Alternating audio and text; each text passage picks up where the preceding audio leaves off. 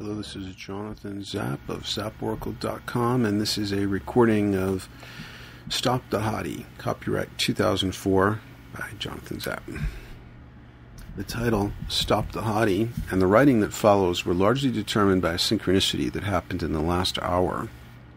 I was walking in the parking lot of King Soopers. The setting Colorado sun illuminated everything in an orange-yellow light that made every complexion, every hubcap glow with the glamour of Boulder high desert and mountain town orange-yellow sunset lighting. Metal flake paint on the late model SUVs sparkled like fairy dust. Even King Soopers itself seemed imbued with a larger-than-life all-American vitality, as if it were seen through the eyes of a Hudson River School painter while Aaron Copland's Appalachian Spring played in the background. I had just left a friend's basement. The lighting in there was terrible, but he provided me with something that enhanced my appreciation of colors and turned the intuitive part of my mind way, way up, while turning the part of my mind that focused on practical and mundane items way, way down. This was a most welcome shift in the ratio of these two psychic functions, as practical, somewhat mechanical tasks had been dominating a great part of my waking life for the past 2 days. At the edge of the King Soopers parking lot, bathed in orange-yellow light, my vision was arrested by a hexagonal red stop sign. In the center of the giant O of the stop was a mylar sticker that, although slightly weathered and partly ripped away, was in this lighting sparkling like red and blue sapphire in a field of pave diamonds. The sticker depicted a little winking cowgirl sex toy. This was the sort of cheesy cowgirl fantasy that your worst stereotype of a truck driver would blow a quarter on in a Texas truck stop.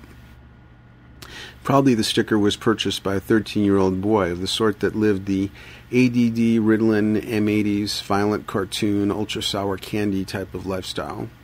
Impulsively, he had blown a quarter on it, and then, seeing the utter cheesiness of what he had gotten, decided to slap it on a stop sign in a random Ritalin-driven gesture of juvenile vandalism and ineffectual rebellion. Set in a circular version of the American flag was a seductive cowgirl glowing with fiery mylar sparkles. She wore a cowboy hat, a breast-revealing red halter top with a white star in the middle, above an exposed midriff, and sparkling blue panties over leather cowgirl pants. And in case this subtlety of costume wasn't enough to hook a prospective sticker purchaser, she was also winking gigantically and twirled a lasso with which she was improbably lassoing her own left leg. Her form and gestures seemed to express some very basic reptilian truck stop fantasy, something like, "Hey, big cowboy, you've lassoed yourself one hunk of hot, wet cowgirl pussy tonight." And by the way, you can see the actual photograph of this artifact on the online document version of this. I stared with fascination at this sticker, recognizing that it was the perfect manifestation and cultural artifact of that emergent archetype I've been writing so much about recently, the HOTTIE. Of course, there are zillions of artifacts all around us depicting the HOTTIE, but never before had I seen a winking, self-lassoing mylar cowgirl right in the center of the O of a hexagonal stop sign.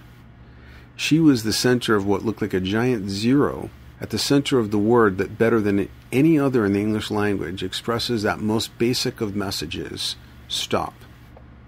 Hence the title and theme, Stop the HOTTIE. I immediately pulled out my camera and photographed this archetypal artifact from all sorts of angles. Through the camera viewfinder, zoomed in close, the colors enhanced by a polarizing filter, the cowgirl seemed to glow and wink right out of the collective unconscious. So what exactly is a HOTTIE, and why does it need to be stopped? HOTTIE, as far as I can tell, is a word of recent American coinage. My guess is that so many people were wearing out the adjective hot by saying, "she's so hot" and "he's so hot," that someone decided to make this abused adjective a noun, and a new word, haughty, was born. The concept haughty implies the eye of a beholder. Somewhere there must be a perceiver for whom the haughty is that sexy person making a throbbing red blip on the radar screen of their prowling sexual fantasy. Haughties may occur naturally, or may be manufactured. Haughty providers include some of the largest, most revenue-producing industries on the planet. Pornography, as you probably know, is up there with big oil, the drug trade, and pharmaceuticals in the stratosphere of mega industry. If you add in prostitution, much of Hollywood, and various music and fashion industries, you begin to realize that the providing and soliciting of hotties is the largest industry on a planet abounding with gigantic industries. Professional hottie Britney Spears is a major industry, at least in 2004, just by herself, with a net worth of close to $500 million. Her share in the billions of commercial revenue she has generated, without even including all the Britney internet fantasy porn sites. Last week I saw a recent French movie called Bon Voyage. The setting is France at the outbreak of World War II. The main characters include the French Minister of the Interior, a Jewish professor who has in his car the only heavy water in the world, essential to the production of nuclear weapons, a German agent who wants to capture the heavy water for the Nazi secret weapons program, and a writer who has been wrongly imprisoned for murder. You would think that such people, in those circumstances, would have a lot of heavy stuff on their minds, but most of them, and most of the plot, centered around pursuit of the hottie. One of the main hotties in the movie was a glamorous movie staress, who manipulates men in the most obvious of ways, faking crying fits, etc., and who is not above murdering an inconvenient boyfriend and getting another boyfriend to dispose of the body. So is this the type of hottie that needs to be stopped? Am I saying that we need to stop Britney, Mylar cowgirls, and French movie staresses? That would be the solution of Islamic fundamentalism, which forces anyone of the female persuasion to walk around with a black tarp, covering up any glimmer of hottiness. The most essential thing to realize about the hottie is that the hottie is not so much a person as it is a fantasy that exists in the mind of the beholder, the hottie projector. The hottie fantasy is projected by the beholder onto some person or image, and sometimes the person or image is not trying to be hot, but is perceived as a hottie anyway, and sometimes the person or image is designed, like a target, to attract the attention of hottie projectors. Hottie projectors are probably a substantial majority of people between the ages of puberty and withered elderhood. You know who you are.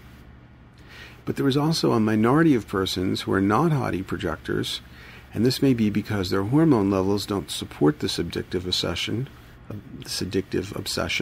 or their eros is too evolved, or their attention is completely consumed by a struggle for survival, or some other obsession consumes their attention. Besides the hottie projectors, there is also an overlapping group that is obsessed with trying to be the hottie, and the will to be a hottie can be so intense that it will motivate some people to undergo the surgeon's knife, to starve themselves, endure punishing workouts, and spend fortunes on costumes and cosmetics. I'm not talking about healthy efforts to look your best so much as the feverish consuming obsession with becoming the hottie no matter what the cost. To this group, add another overlapping group that are depressed, even despairing, because they are not the hottie, or can't get the hottie, or got the hottie but then the hottie got away. Or maybe the hottie didn't get away. Maybe they even married the hottie, but then the hottie outlived their hottiehood years. Or maybe they are a hottie and have succumbed to some of the soul-destroying temptations that come with hottiehood. Or maybe they stalk the hottie, or buy all the hottie's CDs and products, but never obtain the hottie in the flesh. Or they have obtained the hottie, and are so caught up in living out their fantasies with the hottie that life is passing them by without their noticing. If the amount of human psychic energy that in one way or another was devoted to the hottie were expressed as a physical force, it would surely be the equivalent of enough hydrogen bombs to give a Republican president a gigantic hard-on. So am I trying to stop all that? Am I trying to stand like a school crossing guard with my hand up in the stop gesture before the thermonuclear power of the hottie? The history of people trying to say stop to various forms of sexuality is so riddled with hypocrisy, insanity, projection, and sadism that I assure you I have no interest in being the school crossing guard of anyone else's sexuality. Whenever it rears its ugly head, I am opposed to one-size-fits-all, and nowhere does one-size-fits-all fail to fit all more than with the fantastic and surreal variations of human eros. So when I say stop the hottie, I'm saying that for myself, from my projections. The hottie in the stop sign was my synchronicity, and I share this only because I imagine that there may be others who may be tired of handing their power over to the hottie archetype. I only seek to preach to those who know themselves to be in the choir, to those who are tired of HOTTIE soap operas. And I'm not trying to convert those who are of the HOTTIE persuasion and have the HOTTIE as their religion and image of salvation. If the HOTTIE quest works for you, go with it if you want. I'm not going to stand between anyone and their HOTTIE. Don't much want to be a school crossing guard holding up a paper stop sign before a rushing orangey-red river of volcanic magma. Only you can stop the HOTTIE within. And even if you are committed to reclaiming that projection, you may find this to be a daunting project. So heavily conditioned are we to chase the HOTTIE that giving them up may prove nearly as difficult as the HOTTIE itself. As I have written in my study of the Tolkien mythology, Casting Precious into the Cracks of Doom, Androgyny, Alchemy, Evolution, and the One Ring, chasing the HOTTIE is the most obvious case of grasping for precious, the One Ring. I won't go into every intricacy of that symbolism here, but the One Ring begins as Soren's HOTTIE. He has given away so much of his power in the creation of this precious that he must get it back, and if it is destroyed, his physical form and all that has manifested is destroyed. Like the HOTTIE, the precious has an ability to burn holes in the mind of anybody vulnerable to its power. On one level, the One Ring is the emblem of what happens when power is projected onto an outside object. The projector becomes obsessed with capturing the precious, or if he has captured it, he strives to greedily hold on to it. This obsession becomes so consuming that it eventually turns the projector into a ring wraith or a golem. Even noble-hearted Frodo ultimately fails to be able to cast precious into the cracks of doom. The HOTTIE, like the precious, conveys a powerful, illusory message that it has what is needed for completion. The gold ring is the perfect symbol of wholeness. The circle is a divine shape. The Sanskrit definition of God is a circle whose center is everywhere and circumference is nowhere. A circle represents wholeness, the gold ring particularly so. The gold ring has a relationship to the yin-yang symbol. It has an interweaving of opposites. The feminine aspect of the ring is its coetal shape, able to be penetrated by a finger. Its feminine aspect is encoded in its shape, but perfect shapes are part of the yin-yang realm of the creative. Its specific materiality is its feminine aspect, but in its specific materiality is made of the most solar or yang of elements, gold. The One Ring in the Tolkien movies was modeled after someone's wedding ring. So the ring embodies the alchemical marriage of yin and yang, masculine and feminine. The problem is that the alchemical marriage of yin and yang needs to happen within, when it is instead pursued as a HOTTIE or other magical object on the outside. It becomes the golden shackle binding us ever deeper to Maya, matrix. Wholeness is never found outside. To pursue it externally is to begin the process of becoming withered into an obsessive wraith. Aristophanes, in Plato's Symposium, says that before we incarnated in our present forms, we were spherical beings containing both genders. But on this plane, we are fractured into, usually, gender-specific bodies. A painful and illusory consequence of this split is that we would seek some other, some HOTTIE perhaps, to complete us, to be our better half. But two halves don't make a whole, they make a quarter. If you did, however, rediscover the inner wholeness you always had within, then you would be in a great place to have healthy relationships without addictive, obsessed codependence. The more imbalanced we are, the less we have integrated the masculine and feminine elements within ourselves, the more voraciously we will pursue them on the outside. But we can never regain our inner wholeness by seeking to import it from the outside. If we are missing part of our inner wholeness, we become a hungry ghost, forever trying to devour this missing inner ingredient in an addictive, all-consuming, and never-satiated effort to find it in the outside world. The more we identify with our present bodies, the more incomplete and limited we feel. And the more we feel that, and the more we feel we must have the body of the HOTTIE to be it and or to capture it, to achieve salvation. The more we tighten our grasp, the more the HOTTIE, the precious, slips through our fingers.